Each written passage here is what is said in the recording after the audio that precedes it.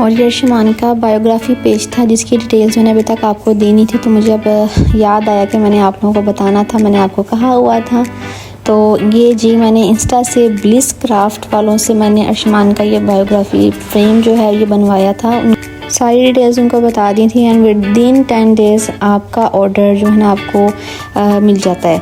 अच्छा जी, उसके बाद जी बारी आती है फ़िश की। और जी ये आपको मैं फिर से बता रही हूँ, ये सर्दियों का व्लॉग है जो अभी तक उसके बहुत सारे पार्ट्स हैं जो बाकी मेरे पास मौजूद हैं। ये फ़िश आपने जब भी मुझे खाते हुए देखा है ना, मैं हमेशा इन्हीं की फ़िश खाती हूँ और इसकी लोकेशन ऑलरेडी मैं आपको बता चुकी हूँ। सबसे मज़े की चीज़ जो आज मैंने आपको इस वीडियो में इस फ़िश के साथ बतानी थी वो ये है कि जी इनके पास कुछ दूसरी आइटम्स भी मौजूद होती हैं और जिनमें सबसे ज़्यादा मज़ेदार और सबसे ज़्यादा मेरी फेवरेट चीज़ जो फ़िश को भी अगर मैं भूल जाऊँ ना तो मैं ये खाती हूँ, इनके पास फ्राइड चिलीज़ होती हैं जिनको इन्होंने बेसन लगा के तैयार किया होता है। That was so yummy. अच्छा जी, उसके बाद ही मैंने आपको अपने इस ऑर्डर के बारे में भी बताना था। ये हमें एक ऑर्डर आया है स्कर्दू से हमें किसी ने हनी गिफ्ट भेजा है और जिसके बारे में मैंने आपको ये बताना था कि इस हनी की क्वालिटी इतनी अच्छी है और इसका टेस्ट बहुत अच्छा है। ये सर्दी में एक तो वैसे ही आपको पता है घरों में बहुत ज़्यादा यूज़ होने वाली चीज़ है और माशाल्लाह इसकी बरकत भी बहुत है, सेहत के लिए भी बहुत अच्छा है माशाल्लाह से। तो मैं आपको इसके बारे में बताती हूँ। और इसकी क्वालिटी और टेस्ट की मैं बात करूँ तो ये हनी सबको इतना पसंद आया था कि हमसे मज़ीद लोगों ने भी ऑर्डर करके मंगवाया था। फिर जी बात आती है बिरयानी की, और बिरयानी किसको नहीं पसंद अपनी ज़िंदगी में।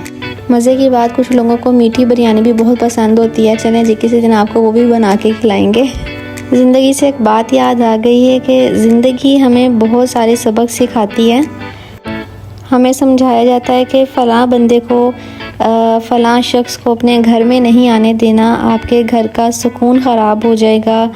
घर में तो शायद हम ना आने दें, लेकिन अगर वो लोग जो आपके दिमाग में घुस जाएं, आपके दिल पर हावी हो जाएं, आपका सुकून ज़रूर ख़राब कर देंगे।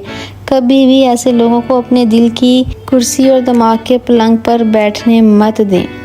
उम्मीद करती हूँ आपको मेरी बात अच्छे से समझ आ गई होगी। तो चलें जी, अब आपको मैं अपनी रेसिपी साथ साथ बताती चलूँ कि मैंने सबसे पहले प्याज ब्राउन किया, तड़का शड़का लगाया, सारे स्पाइसेस ऐड किए, चिकन रेडी किया और जिसके बाद चावल को बॉईल किया। उसके बाद हमने जी लगाई डबल तय लगाई। उसके बाद जी इसमें फूड कलर ऐड कर दें अच्छे से और उसमें चंद मैंने ऊपर लेमन जो हैं वो ऐड किए और ग्रीन चिलीज़ को मैंने ऐड किया।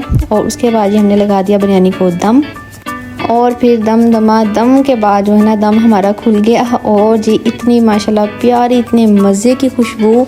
और अगर आपके मुंह में भी पानी आ रहा है और अगर आपका भी बिरयानी खाने को दिल कर रहा है तो बस झटपट से मेरी इस रेसिपी को फॉलो करें और जल्दी से भी आप अभी बिरयानी बनाएं और खा लें बस।